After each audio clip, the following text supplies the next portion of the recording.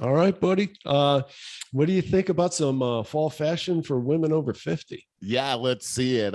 This will be fun. Yeah, let's check it out. Yeah. There's some kind of neat stuff here. And okay, cool. All right. So this is choose throwback fashion that looks stylish, not Hold on, silly. I'm not seeing it yet. Oh, really? Oh, there it is. Okay. Man. Oh, okay. So that looks nice. Yeah, for some reason my computer got really slow, the connection or something. Huh. So this is kind of neat. And I got to read the intro because it's pertinent. Let's play a game for 5 minutes. Put your athleisure stuff and sneakers on the back burner. Now pretend that you're feeling nostalgic about tailored clothes, chunky sweaters, and real shoes. It's the only way to look at this fall's fashion trends and not keep saying, I wore this in the 70s, 80s, or 90s. Throwback style seems new to younger women, but those of us who have actually lived through those decades wonder if these trends are silly or a super buy. The answer is silly if you pick the wrong trends, but super if you pick the right ones. Here's 10 worth a look and why. Now, the first one is odd to me. So this is trends for women over 50, and we kick it off with loafers, which seems a little odd to me for women. Me too. Mm-hmm. But I'm not going to read all this stuff. I just want to discuss them as we go by. So, you guys, like I said, if you want the link, it's in the show notes and you can go check this out. So what is this? The loafers are a thing now? Is that coming back? I mean, these are all throwback things that I see, right? You can bring back and be quite stylish. And I like this because like right here at number 2, a chunky cardigan. Now, see, Lisa would look good in one of these just like that. I think that's a really classy fall look too. I think it is too. Hallie has a really nice cardigan that she likes to wear. It's, nice. She looks really nice in it too. And it looks good with jeans. Yeah. I think it's a nice look, actually. Yeah. Okay. So number 3 is full length tailored pants. Lisa has these. They look just like that. Yeah. So I didn't even know those were out of style. Well, that's kind of what I was thinking too. Yeah. I think those are rather classic, timeless. Yeah, I think you're right I think so, but what do I know? Anne-Marie is so much better. She's she's very fashionable. I don't know crap about women's fashion. Me neither. Knit sweater vest. I'm not crazy about these. No, I don't like vests at all. Yeah, there you go. Vest person. Agree completely. A fancy chambray shirt. I do not know what that means. I think it means like the pirate arms. Yeah, I think that's exactly what it means right there. Look at all puffy arms and everything. Yeah. Not sure I like that. I'm not crazy about that at all. That first shirt on the left, that's all right, but I really don't like the next two. And that weird leather skirt that woman is not wearing. at all. No. But this next, I love this. The chunky textured knit sweaters. I think that's a really beautiful look. And I think it is too. Again, with the jeans for fall, love it. Lisa would look good in any of these. Yeah, I can see Henry. I especially like that first one. Yeah, that is nice. It's got a nice style to it. I love the color. I love earth tones. Yeah. Okay, so that's chunky textured knit sweaters. Then we got here? Colors of the moment. So this just the colors. I guess I'm going to actually read this one. Anything you wear, even the most classic or basic item, immediately looks trendier in this season color. There are 3 ways to go. If you're into neutrals, try a warm brown. That's what we got there. Tan or beige, like the Old Navy vintage long sleeve garment dyed French terry tunic sweatshirt for women. What? Oh yeah, that one. Yeah, exactly. What? Those of you that are listening and not watching this, I'm sorry. We are trying to do some play-by-play along with it. How about this one, Merle? Faux leather pants. Nope. Those look terrible. I'm sorry. Fake. Every one of those poor women look really frumpy in that. Look at this one with that one is the worst. What is going on? Some kind of Amish thing crossed with punk rock. Amish rock.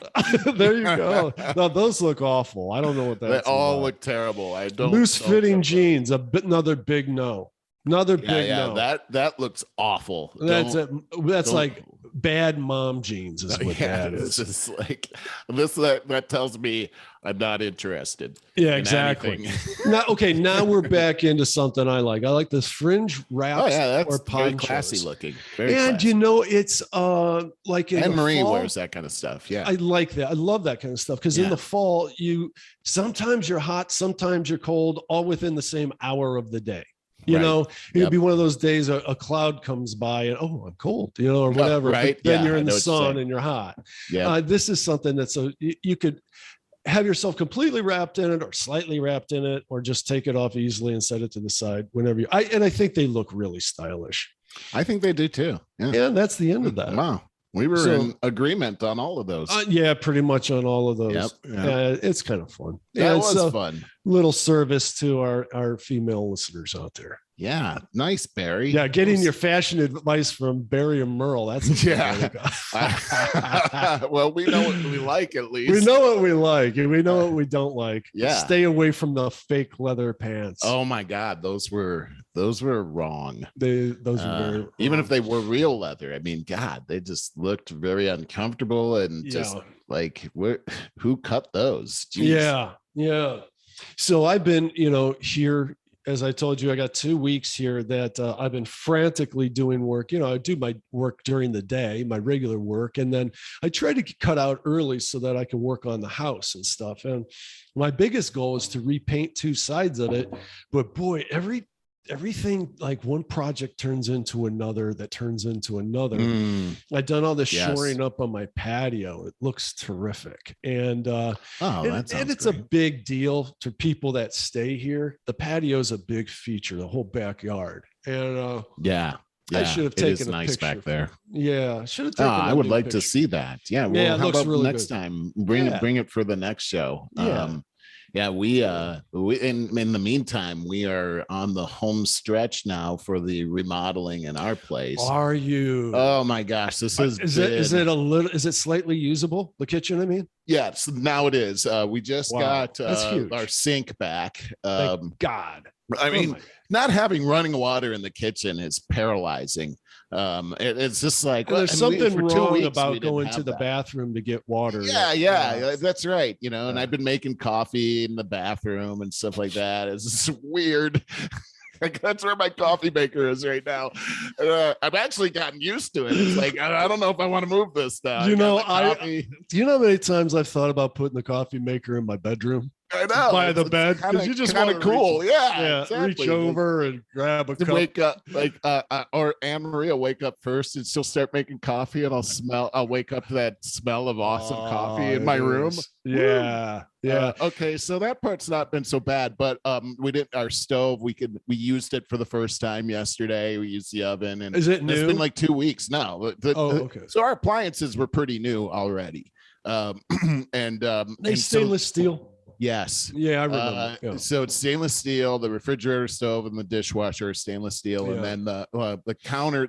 So they made these cabinets that are just awesome, because before we had like this island, and in the island we put a lot of stuff in there, but if you ever wanted to get something out of there, like especially on the bottom shelf, I gotta lay down on the floor of the kitchen and reach way back there. Now they got these drawers that come out for everything. That's so cool. And if it's not a drawer, you open up the cupboard, and then they got sliding shelves. You could just slide the shelf out. It's so much more utilitarian. Oh my gosh, it's amazing. And then we got new counters, because we had like the tile counters before with the grout, like the little squares, and all kinds of stuff would get in that grout and everything. So you could never clean that up. So now we got these beautiful white marble counters. So easy to take care of. Oh, and they're beautiful. And the island, they rebuilt the island, so the countertop is bigger. There's just much more room and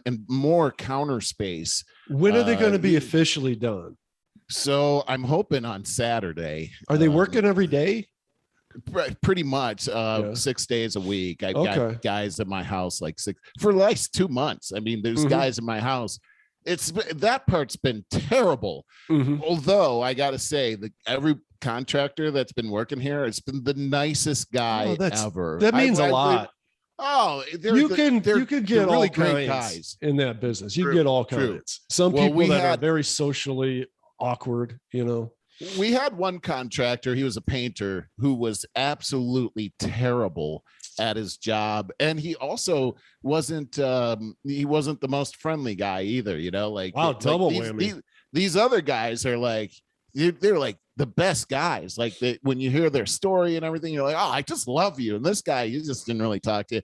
But I mean, a kid could do a better job painting than he got. Paint everywhere, man. Just paint on everything. You know, paint in the bathroom. He painted all the fixtures and everything. Oh my God. Where did you learn how to paint? Yeah. Oh, it's terrible. Oh, that's so like it gives the trades a bad name. See, the thing really is, and my whole family's in the trades, and you can't get all kinds, but most people in the trades are salt of the earth people. They're very moralistic and just really solid people. They work hard, man, and so there's a discipline. And but you can get the goofballs that just dropped out of high school or whatever too, and just can't get their crap together. They're in there too. You know, these guys, each of them have these amazing stories. Most of them came from a different country and how they got out of their country and how they made it over here, what their fathers taught them about the trade and everything. Just amazing stories and everything. And so one thing I will say here, these guys are really good. And we live in a place where there's a homeowners association. And I would just say, as advice, make sure that your people have like all of the licensing and all of the insurance that's needed, because we've seen a couple of times here where we had unlicensed so-called professionals come in and do a job just down here. And I think I talked about it before, where their place caught on fire, and you know, we live in townhouses. These things catch on fire and everybody's in trouble. And even my ex-wife, Tracy, she had somebody come into the house to do some work where they had to cut into the wall, and they nicked a water pipe, which flooded the whole downstairs. And they had to move out of their house for like 9 months. Oh my God. Just got back into the house, and now they're having all kinds of problems with the insurance company, because it turns out that the guy that did this was not only unlicensed, but he was an illegal alien as well. Oh, wow. Well, that's what happens when you go cheap. Now, see, I'm going to have somebody paint the peaks of my house. I'm only going to go up as far as my one regular ladder takes me these days. Good. Yeah, I'm just not too old for that. Frankly, too terrified. It's terrifying up there. This is a very tall I think that's house. a better reason, is that, leave it to the professionals. That's what they're paid to do. Yeah. Point is, I gotta make sure there's licensed and bonded. I don't need some lawsuit on my hands and somebody falls off the ladder. No, I mean, because these people you could be out tens of thousands of dollars over this kind of thing, and that's no joke. And you don't want to be having a hard time with your insurance company, because they got lawyers that are going to beat your lawyers every time. So there you go.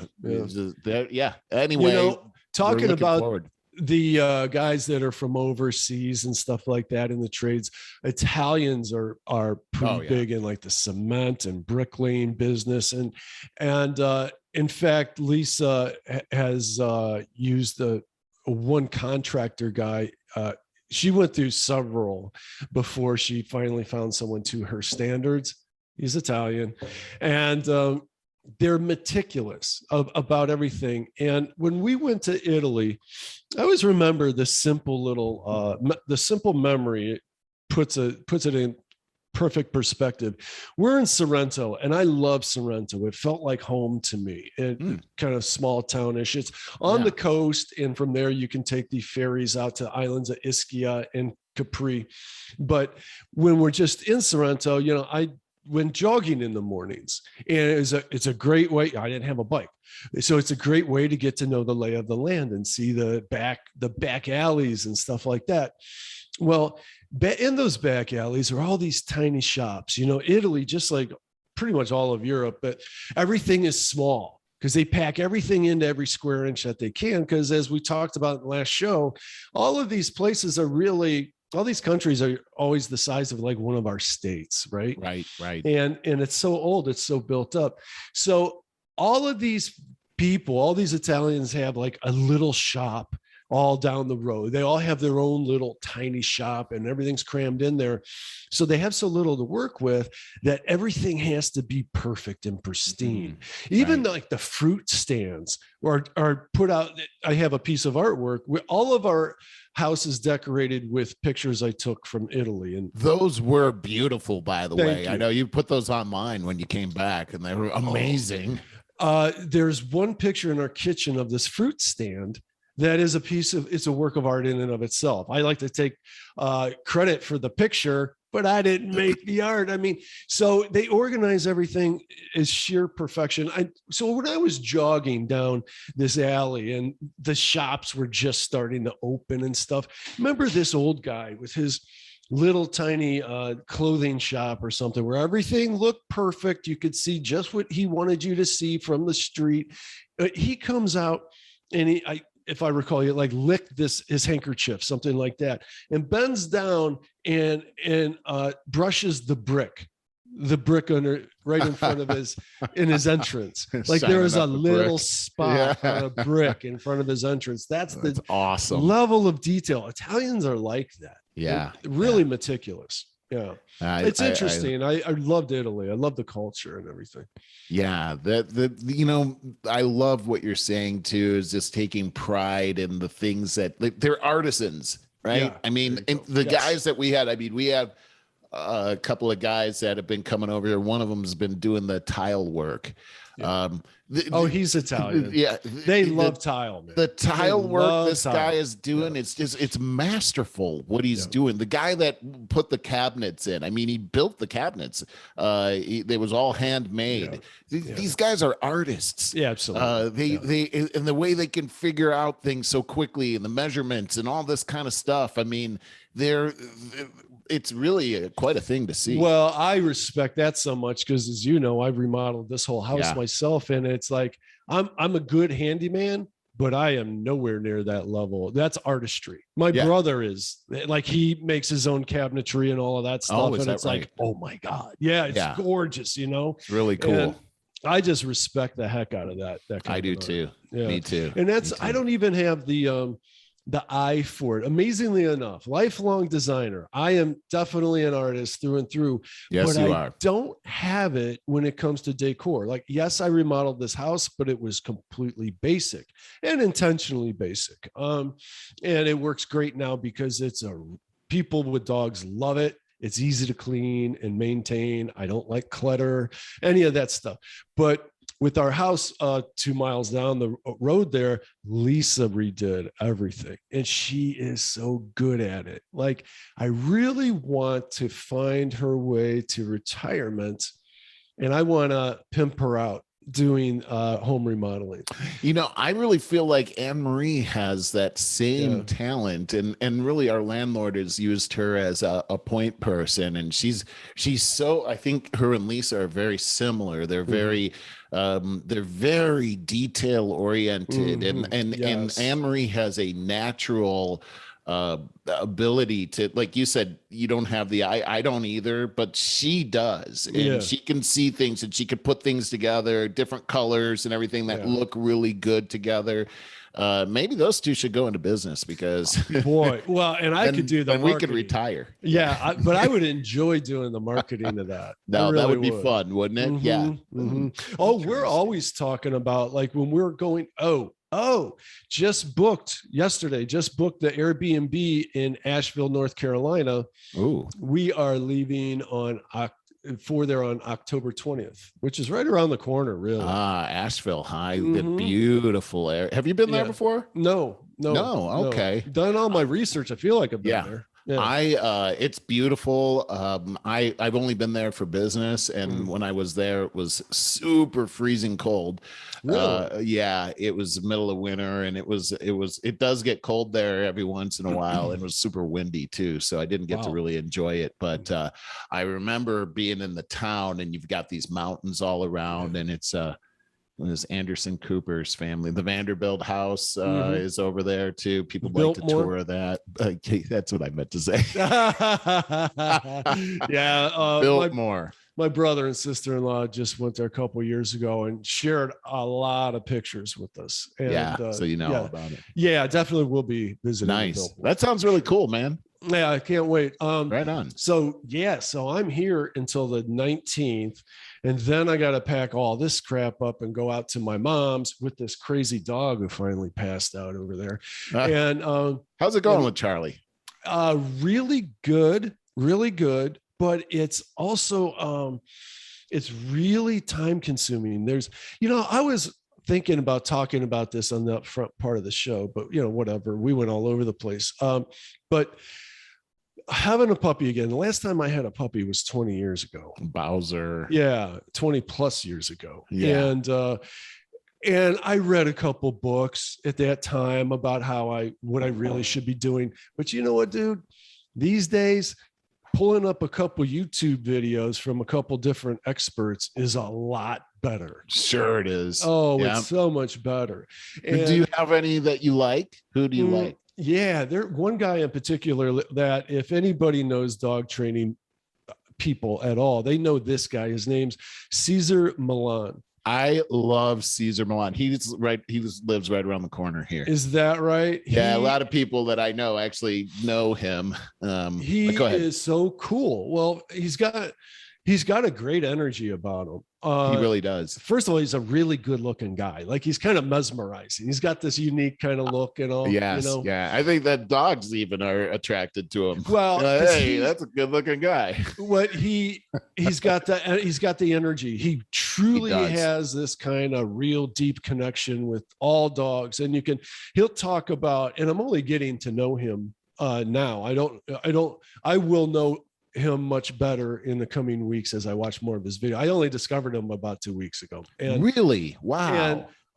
But he will talk about different dogs via the difference in breeds, how they have different distinctions, how they pay attention to different things. Yep. And he'll take any strange dog out of a crowd. And because I'm watching some stuff that looks like it's filmed off of an iPhone from an audience member, that kind of thing. And, he's like, and he'll be doing demonstrations with this dog, and then he's like, "Oh, I don't even know your dog's name." Right. And he's like the Ben Kenobi for dogs. He really is. This isn't the treat. But I'm telling you, what he knows, what he talks about, is the energy that you give off is what you're going to get back. You give off is what you're going to get back. Yep. And so when you are upset and you're hysterical, and I fight with this too, Merle, because man, that dog can make me angry. And he can. But they mean well. And here's the other thing that I really an important trick that I learned. So he's a puppy still, he's a baby, and I'm trying to get him to walk, and I'm pulling him this way and pulling him that way, right? Well, the trick really is, especially when they're puppies, is always get their attention. They take so much attention. To answer your question right up front, oh my God, to do it right, they require so much attention when they're puppies. And so even when you're walking, it's best, like I had the kind of kibbles food, so I could put some of it in my pocket, and they're tiny pebbles, and it's really high quality stuff. So he loves it. He's gonna be the financial death of me though, this dog. But so I just continually when I'm walking with him and stuff, hey buddy, here's another one. Okay, here's another one. Sit. Okay, here's another one. All that, because they're always distracted, because everything's always new to them. Right. So you need a balance where you got to let them explore and stuff, but then you got to get their attention back. Anyways, that Milan guy, Cesar Millan, if I'm saying his name right, I think as I learn more from him, I'm going to learn a lot more about life and about our energy and how to, I'm interested and always have been interested in that kind of stuff. But I think that the dogs are the perfect barometer for how we are doing with our energy. That's interesting. Mhm. And I love that it was Cesar Millan is your guy. And I'm looking at other people too, but I love this guy. I love this guy. I had the same thing with Cesar Millan myself. I started watching him before I got Stella. Nice. And that's because he had this show that was coming on TV all the time, and I would just I got addicted to the show. And he's so charismatic. And that's what it is. He's and charismatic. Anne-Marie and I would watch and I just love dogs and everything. Yeah. And he's like I said, he's like Ben Kenobi with these dogs. He's like, yes. You will act a certain way. Yeah. And they do. And then he just touches them. Yeah. Like he's giving them a magic touch. Yeah, he's like, I remember those old kung fu shows, where he would come in and there'd be a wild horse and he'd raise his hand up and the horse right. That's how Cesar Millan is. Anyway, so I was watching this show, and then Anne-Marie and I, every time we'd watch the show, man, if I had a dog, I would know exactly what to do. Yeah. And then suddenly I have this dog, this dog comes into my life. Because I was visiting my mother-in-law, and she's got this dog that she can't handle because Stella was a puppy and she wasn't in the best of health. So I'm like, well, I'm going to take it. When's the last time this dog went for a walk? Because Caesar's really big on walking your dog. And that's how you get the energy level, right? Yeah. And so I started taking Stella on these walks and we bonded. I fell in love with this dog, and pretty soon the dog was mine. Yeah. And I learned so much from Cesar Millan on what to do with and I still use that stuff. This is great. He's right about the energy, and it's not just with dogs; it's with really any animal. Well, and it's with humans, man. When you walk into a room, it could be a party or something. I've talked about it before. I'm very conscientious of this. I walk in and I come in real positive. Because I know that I'm making a shift in the room. That's when big I come point. in. Big point. When I was younger and more insecure, I didn't realize that you have a power, for better or for worse. When you walk into a room, you're bringing an energy with you. You really are. You really are. So I really come in on an upbeat level. So important to be aware of that. Yeah. Hey, speaking of that, just on Anne-Marie just had a birthday a couple of days ago. Happy birthday, Anne-Marie. And we spent some time at this pond, this beautiful pond that you can walk around, and it's got benches and everything. And it was getting to be about sunset, and there were these beautiful mallard ducks on the pond, and and we sat down, and they were out there on the pond. Some of them floated over near us, and Anne-Marie said, "Do you think they'll come over here?" And I said, "Sure, they'll come over." And I started to call them over, dude. Like before I knew it, we were surrounded by 20 ducks, and they came right over, man. Like I didn't have any food or anything. They came right over. And I had a conversation with them about their little duck life, and they seemed to be actually talking to me. Now I'm telling you, Barry, I've had this kind of experience a whole bunch of times, not with just ducks. Oh, I believe animals. It's the energy. Squirrels come down out of the trees to be around me and everything, and it's the energy. Yeah. I love that. They feel safe. Yeah. I've seen, I was telling Scott yesterday, these two raccoons were across the street, this busy street that I live on. And I said, "Hey, Anne-Marie, look at those two raccoons." It seemed like they saw me at the same time and then crossed the road. We were terrified for these poor raccoons because there's cars going like 45. I'm like, no. Oh, God. Came over and then they made a beeline over towards me. Well, at that point, I was like, "Hey, look at the time." I don't know if I want any raccoons up on me, but I know they're so cute, though. They like me, though. Well, the thing is that tells you right there, and this is like almost irrefutable, but you are vibrating at a very synchronistic level. Like you're in sync, you're harmonized. I try. I think about that stuff. I'm conscious of it, but I think you're naturally kind of like that. Your faith helps you a whole bunch, and you watch what you think, you watch what you say. I think that's all very important. But boy, when you're getting that feedback from animals, it's the proof in the pudding. Wow, that's good stuff, Barry. I love that. Oh, it's very true. It's very true. We should all aspire to, though, we should be taught more along these lines about, instead of how to behave. Of course, we're not even taught how to behave anymore, or how to parent or whatever, but we should I guess maybe it sounds a little too on the fringe, but I've been reading about this kind of stuff for so long. I know it's fact, the whole vibration, right? That I believe this. Yeah, you operate at a certain vibrational level, and it could be really bad. It could vary, of course, with your mood. It could vary with over time, your happiness throughout your years. But we should always be striving to vibrate at a higher synchronistic level. And that's when you manifest stuff as well. Things just go well. You're riding that wave. Yeah. You know? Yeah. You know, I've noticed that my son has that same thing where Nice. animals just come right up to him.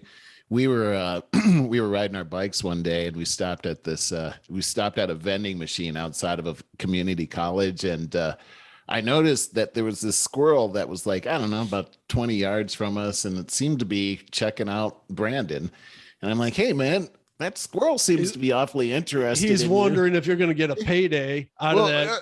Yeah, and give him some. But anyway, so maybe that's it. But Brandon turned around and looked at the squirrel. The squirrel came right over to him, and we were like, "Oh my gosh, look, here he comes!" And so he came like within about a foot of Brandon, and actually closer than a foot. And we were like, "I wonder what's going to happen." And the squirrel reached his little paw out, so I didn't want a squirrel on his foot. And the squirrel put. I saw a bird fly into him as well. I am sorry, buddy. You just. Oh. Yeah, you had a really bad connection there for the last 20 seconds. Yeah. Oh, that's too bad. Yeah, I gotta anyway. edit that or something. Yeah. Yeah, I couldn't understand what you were saying. Too bad. Yeah, I'm sorry. Well, not my fault, but no, but anyway, a squirrel tried to climb up his leg in front of me. Really? And a really bird. Tried to climb up his leg? Yes. Wow. And it was crazy. And then also, while we were riding our bicycles, a bird flew right into him. Oh, that's kind of funny. It was funny. And I was kind of in front of him. Like and that had to hurt though. It did, because I saw a blur go past me. First. And he goes, like that. And I go, what's the matter with you? He goes, a bird just flew into my chest. And I'm like, get out of here, man. A bird didn't. He goes, seriously? He was like grabbing his chest like that. And he opens up his shirt. Dude, there's like an imprint of a bird head. Wings and everything. Like, well that's funny. A bird, all right. He's hilarious. That is funny. That's so funny. What do you got going on this weekend? Well, it's Anne Marie's birthday celebration weekend, because we wanted to celebrate with the kids. So Sunday, because Brandon works on Saturday. Sunday we're gonna have brunch at Duke's on the water. So Duke is nice. Duke is a famous surfer from back in the 60s or something like that, and he's got a chain of restaurants, seafood restaurants, and they're all on the water. They're beautiful. So we're gonna have brunch there on Sunday, and then we're going to come on back here and have some birthday cake. That reminds me, I got to go get a cake. And she has a nothing bunt cake. She's looking for a cake from this place called Nothing Bunt Cake. So it's a bunt cake. Oh, I was thinking it's got to be some kind of healthy thing. No, it's a bunt cake. Not my favorite, but she loves it, and the kids love it too. So we're going to have that, hang out. We might play a couple video games. Who knows? Cool. Oh, very cool. Yeah. Other than that, I'm probably going to get on our bicycles and do something this weekend, but we do, and hopefully we'll get our kitchen finished tomorrow. Wow, that would be so cool. Oh my God. Yeah. But then that starts a lot of work that we have to do, putting all the stuff that is in boxes back in there. But that's going to be such a relief to get everything back in there. It'll be way easier to put it back than it was to originally pack it, because you had so many decisions to make while you were doing that. True. Exhausting. True. How about you? What do you got going on? Well, I'm here, so I will be scraping my house and painting it and stuff like that. Mostly, hopefully tomorrow will be perfect for that. And got all day Sunday to do it as well, because the Browns don't play till 4:30. So that's perfect in that regard. Yeah. Well, I hope good luck on your progress and everything, and hopefully you have fun with Charlie. And didn't talk to Lisa, but nice if we could get a date night in there, maybe Saturday. Last weekend we went to the Fairmont Martini Bar They have a beautiful patio, and it's right down the hill from us on Cedar Hill. That's nice. It's real close. So I yeah, know exactly where you're talking. Yeah, on really nice days. It seems like it's always this time of year, towards the fall, that we really like to go there. We had a terrific time, because as always, we're in pretty much the same spot. We go really early so we can get a spot at the bar and at the patio, because it'll fill up quick, And yeah. One nice lady that we met a year ago there, she was there, and then another young couple was across from us, sitting at the bar. Just had a great time. Their food is incredible, but it's Lisa and I need to get out more like that. And it seems like this time of year is when I can pry her out of the house more than any other time. Yeah, we need to do the same thing and get out there. What do you guys like with as far as lockdowns go? Can you eat inside or only outside? Oh no, you can go into the restaurants now, and you of course you got to wear a mask until you sit down, because and then once you sit down you can take your mask off, because COVID can't get you when you're sitting down. Right. So yeah, the restaurants are open. I personally love going to restaurants, so I'm totally down, but hopefully that won't go away, because they keep threatening to make it all go away. We'll see what happens. Hey, you know what, I had one other thing in the news that I wanted to actually, I had two things. I know we got a couple minutes. I just wanted to get your opinion on these things, because I just thought they were kind of interesting. Let me pull up the first one. The first one. House panel backs requiring women to register for the draft.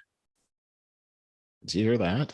No. Yeah. No. So during late night deliberations on the committee's annual defense policy bill, lawmakers voted 35-24 to adopt an amendment from Representative Christy Houlihan. She's a Democrat from Pennsylvania, to expand a registration for selective service system beyond men. And they're saying, Houlihan is saying it's past time. Women make up over 50% of our population, and not including them in the selective service is only a disservice to these women, but also to our nation as a whole. Okay. So does this mean, in plain English, does this mean in the event that we have a mandatory draft for war, that women would be included in that draft? That's exactly what it means. Okay. I don't agree with that. I don't agree with that either. And this is really more of a woke kind of thing. Of course it is happening. Of course it is. No, that's our national security. Compelling women to go to war seems. And that crooked ass general, is it Milley? Is that his name? Yeah, Milley. It was proclaiming how woke he's going to make the military. That is Milley. Yes. Yeah. Okay. So if you're in a foxhole and you got some skinny kid with blue hair and nipple rings next to you, how good are you going to feel? Not good. And they're that they're gonna start lowering the bar of basic training and things like that. They have to. They would absolutely have to. Yeah. And I just, come on, man. Our military is not something to mess with. And this Milley guy, I think he's as crooked as they get. Well, I don't trust any of these generals. No, I don't either. I don't trust our Secretary of Defense. It seems like it's the military industrial complex. Yeah. Yep. I think also, women do women want to be a part of the draft? Is that a real movement? Heck, I wouldn't want to be. That sounds like a terrible thing, but yeah. No, so that's terrible. One thing going on. Here's another one. I thought this was an interesting thing I wanted to get your opinion on, but somebody wrote an article. I think this was in Politico. They said COVID lockdowns create a roadmap for climate change lockdowns. Listen to this. Scientists and climate activists have pointed to the supposedly positive impact of COVID-19 lockdowns on the environment. A steep decline in social and commercial activities led to huge reductions in carbon emissions and other climate metrics, NBC News reported. Under a potential climate lockdown, governments and public health bodies could exercise similar authority to enforce sweeping changes to environmental and energy policy. This could entail extreme energy saving measures such as limits on private vehicle use, consumption of animal products, and fossil fuel drilling. Well, there's some common sense to that. And here's the positive spin on it, because there's no lockdown crap necessary to achieve this. But since we got comfortable working remotely, and even after the lockdown was lifted, it's like, oh man, a big percentage of people didn't have to go back to work. So rush hour traffic is now at least 25% less or whatever. I'm guessing there. So of course, that reduced emissions a whole bunch. So how about if we take, because that information, as you read it, sounded like it was coming from a very, did you say it was like in Politico? It was in Politico. Yeah. Okay. So it's coming with a very left spin to it. And I don't know. I found Politico to me to seem pretty neutral. Do you think? Or they seem kind of on the close side of the left. I wouldn't say they're leftist. Yeah. Right. Correct. I would say they're left leaning on the spectrum, but I would say leftist. You're right. Yeah, you're right. But they're not extreme. Right. But that whoever wrote that, or it sounded like it was coming from a very leftist point of view. It did. And you can come at that from whatever point of view you want. Because like I said, if we incentivize businesses to work more virtually and remotely, that's going to have a big impact on reduction of transmission. Big time, you're right. Yeah. So emissions, I meant to say. So that's the positive way. And, I'll always remember what that one dude said. I can't remember his name. Jordan Peterson interviewed him about climate change, and he was not politically motivated. I know who you're talking about. I can't remember his name. He's an expert in this field, and he's got very interesting takes. Well, what he said point blank was, if you want to correct climate change, there's a number of problems, and we're looking at it in all the wrong ways. The left is, because between solar and wind, these things make up about 4% of our power. That's exactly right. Our supplements.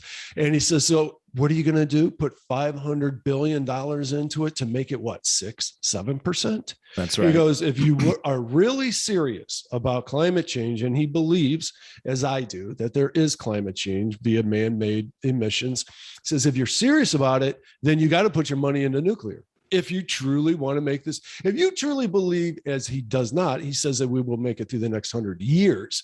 Now, but we will see an increase in temperature. I forget how much, but he says, but if you're preaching that we got 12 years left, well, then you're not really believing what you're preaching by pushing this solar and wind, all 500 billion into that. It was, you got to go nuclear. That's that is so well said. The way you just encapsulated what he had said, but it's exactly right, because when you take a look at wind and solar, you don't have wind constantly happening, and you can't really save that up. You don't have batteries are a problem. Batteries. Solar, if the sun isn't out, or if snow is covering up the solar panels, you got a problem, just like what we saw in Texas over this past year when they froze. That sustainable, that renewable energy that they talked about is not sustainable. And what happened at the same time, they didn't have any failover to their nuclear. So when their wind and solar and gas shut down, their nuclear failed at the same time. So investing money in nuclear, what is exactly right, is if they would have been able to connect those things together and work in tandem together, none of that would have ever happened. But what they've done is they've demonized nuclear so much that you can't build on nuclear anymore. And when you say we're going to go with wind and solar, you cannot replace fossil fuel with wind and solar. It just can't happen. He did say one way. I don't remember if it was him or someone else, but they said, if you really want to get serious about solar, you got to build like a giant sail in space where you won't have any limitations. And then you got to like beam it back. It could be like laser, which is possible.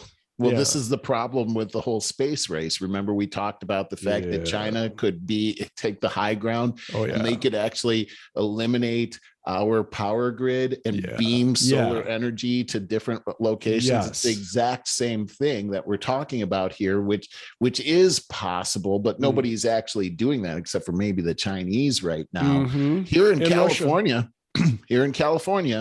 we got this problem with forest fires out here. Part of the problem is that we here in California as a state have made a law that we're moving to like 50% renewable energy by 2030. The problem with that is that it takes all of our energy investment and moves it from our electrical grid to this whole wind and solar. So therefore the electrical grid doesn't get maintained. As a result, we've got like 100-year-old transformers out there in the woods that spark and set forest fires all the time. And so that's what's really happened. It's very dangerous what we're doing here, and then blaming that on global warming. Not right. Right. No, I totally agree with you. Anyway, but as you take a look at this whole lockdown thing. Geez, we got to go, dude. Go ahead. You're right. Is that it is scary that they would have the power to lock down. And that's what I'm concerned about, is that the oversight on the lockdowns. It seems to be the bureaucrats make these decisions and we have unelected officials. So I would be a bit concerned about that. But I get the positive that you talked about. I think that's outstanding. And I'm glad there's one big positive that came out of the lockdowns. Yeah, that truly is. And that is a huge positive. But if they try to snag this power to exercise future lockdowns, that once again is right back to the federal government really overstepping. Always overstepping, and really got to reverse that trend. When we were talking about 9/11 and a reduction in rights, and anyways, I was at that point in the conversation, I was wondering, we're talking about the CIA, NSA and all that. When was that, like about what year, when Snowden blew the lid off of the NSA? Yeah, it was like 2014.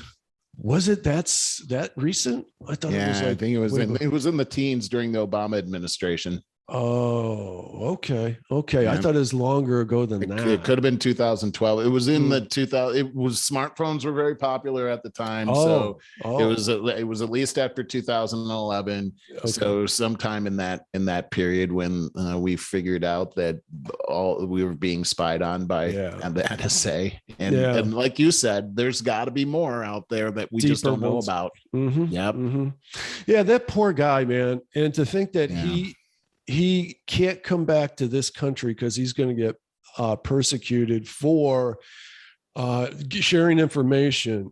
Freedom of speech. Freedom of speech. Isn't that something? It really is. In my mind, he's a hero.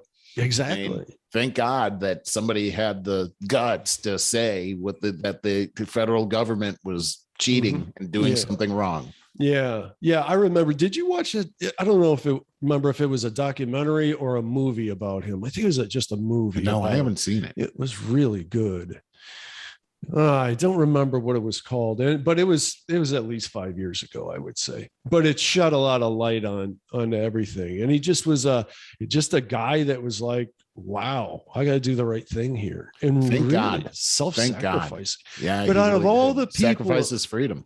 Yeah, out of all the people in our government, only like one. Oh, well, and then there's that guy with Wikipedia. What's his name? Yeah, Solange or something. Yeah, something like that. But Asante.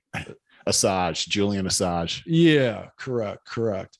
So same kind of thing. Yeah, no kidding. I don't know what to think about that guy. I don't know. Well, I don't know enough about him. I don't either.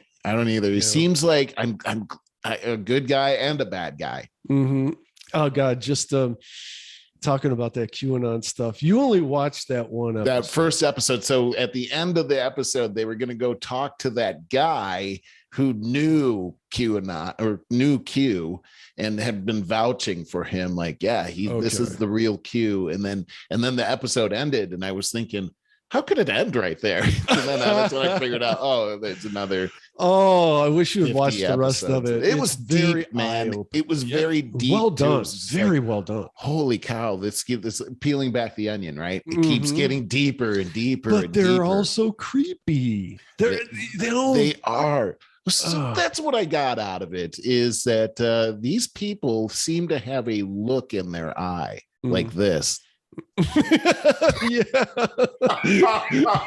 Yeah.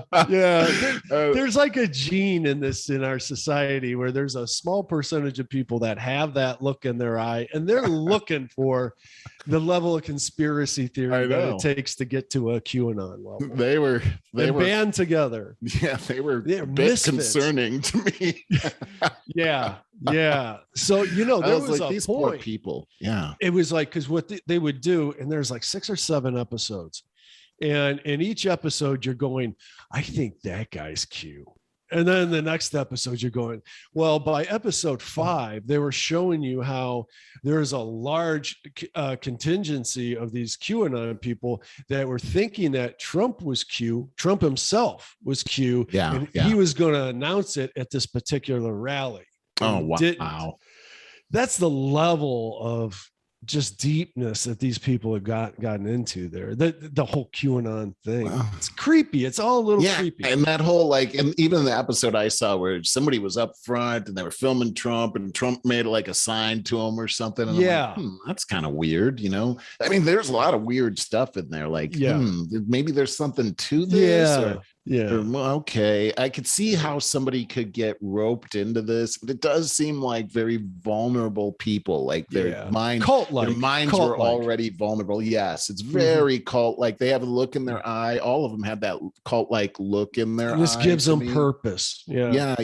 And I could see how it could happen, especially when I watched that movie, Social Dilemma, that same weekend, and it was very tied. It seemed to be very tied to it. Like, remember in Social Dilemma, the one professional athlete that said he got caught up in that flat earth thing, and I don't remember those. Yeah, so there's these he's like kind of got into, is it flat earth? And so because he was looking at it, the algorithm started feeding him more and more stuff about it's a flat. Everybody knows it's a flat earth.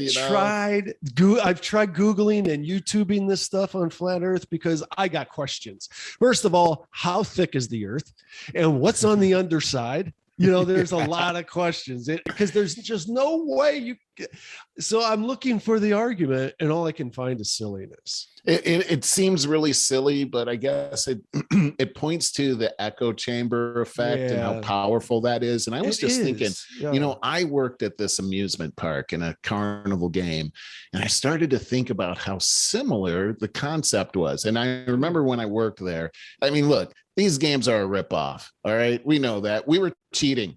All right, newsflash. We were cheating. And so here's what happened. Somebody would get their dime inside the red dot. Okay. Clearly it's a winner. And I won, but we couldn't give out the prize because we'd already given out too many. So I'd have, so-and-so check a dime. They'd check it. Nope, it's no good. What? It's no good. Well, you get 2 or 3 people in a uniform that says, jog a leg on it and a name tag saying the exact same thing. Yeah. Pretty soon the whole crowd doesn't believe their lying eyes. Wow, that's think creepy. About the power of what we're seeing suggestibility in the media now with those algorithms, and how if everybody seems, everything you put Google and you put flat earth and everything comes back and it looks like all the experts in lab coats are saying the same thing. The power of that is exponential. You pretty soon won't believe what you see right in front of you. It's a human thing that people realize that they can take advantage of, and they do. Yeah, no, you're very, very true. And I see in mainstream media like CNN all the time, they just go on the premise of, look, if we say it 5 times, it becomes truth. It's no matter an how stupid it is. And we've seen it so many times. I mean, we go back to 9/11, and then you look at like how things have changed since then, and the things you would never guess would happen have happened. it just seems like we put it out there and it sounds crazy, but then you say it several more times and then stops being so crazy. As crazy as it is, when mind-blowing, when Trump watched the video, addressed the research that was being done with disinfectants being used internally to combat COVID, and everybody started saying that he said drink bleach. I think that's what they said. Yeah, that's what he never said that. And everybody believed it. They still to this day will say, well, yeah, the guy that tells you to drink bleach would. Yeah. I just saw a CNN article that was saying the same thing. They were saying that he said, oh, there's good people on both sides, and he never condemned the white supremacists, and that he said this and he said that. And it's like, wait, all those things have been debunked, yet CNN is still saying that he said these things. And how powerful is that? Oh, the whole Russian hoax. Yeah. It's just, and people never powerful. Get that comes out. It's all not true. You got video of the CEO being caught on hidden camera admitting that it's not true, but it's great for ratings, and yet people are still watching. They still believe it because the people in the lab coats, so-called lab coats, said that it was true, so we believe it. It's an amazing deception, and I see it being used on the American public all the time by our politicians. I'm a conservative, but I see that on the Republican side, this is a tool that they are using all the time. I got to say, as a conservative, I'm way more upset with the Republicans. I think I would like to clean house and get all except for maybe one or two people the heck out of there, because they're doing us a tremendous disservice, and they ought to be ashamed of themselves. No, I totally agree. And, Fox, I don't think Fox is nearly as bad as CNN. I don't think anything is nearly as bad as CNN. But they're bad too. But they are bad. And what I don't like, and I get these constant Twitter feeds from people like, especially Lisa Booth, or even your guy, not Bon Jovi. That's my guy. What's his name? I don't know. Dan Bongino. Oh, Is it Bongino? Yeah, it is. Yeah. I don't like him. Now, I think of him as the same way as Judge Shapiro. Oh, Shapiro. Ben Janine, Shapiro. Janine. Oh, Judge Janine. Like you. Yeah. Now, always yelling. Both of them are in the same boat with me, and this is my point about Fox: is they tell you, just like CNN, they tell their people what to do. Fox says, look, you have got to be insightful. Otherwise, for ratings, you got to stir the masses. And so that's why all of this hysteria comes out. And Bongino is one of the best at them. Judge Janine with their absolute snarkiness. And I don't like it either. But I say the same thing about both of them. I like their messaging most of the time. If they would write blogs, I'd be like, wow, man, smart people. That's a good delivery. Message. It's the delivery. Yes. Yeah.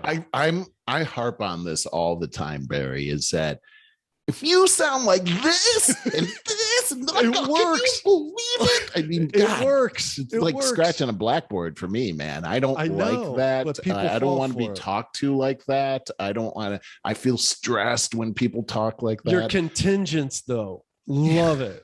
You might as well be wearing, like, I think this about Bongino, might as well be wearing a little cheerleading outfit, because you're stirring up your contingency, but you're turning off anybody that might even be on the fence. That's the problem, right? Is that you can't talk to people like that are on the fence, because they'll go the opposite way. You've got to have a calm demeanor. This is what I like about Larry Elder. Is Larry Elder just puts the facts out, and he has a calm demeanor, and he makes his point regarding logic and facts. I totally agree with you. God, that would be the best thing for this country, not just California, but California is such an important part of our country. It would be the best thing for all of us if he were to actually get elected. I agree. I hope that happens. Please, God, please, God. Wait a minute, man. Isn't the date on that like just the 14th? The 14th. It's next week. Yeah. By our next show, we'll have the results. Hopefully we'll have the results. Knowing the electoral system, we may not. You're right about that. Right. Yep. But it's exciting. Yeah, we do. I hate Let's to, wrap because it I really up. don't want to. I got stuff to do too. Yeah, me too. It's so stimulating, Barry. The further we get along, we loosen up, and a really stimulating conversation. Yeah, no kidding. Yeah, absolutely. Absolutely. So fun, bud. All right. Have a great weekend, man. You too, Barry. Love you too, man. Bye now.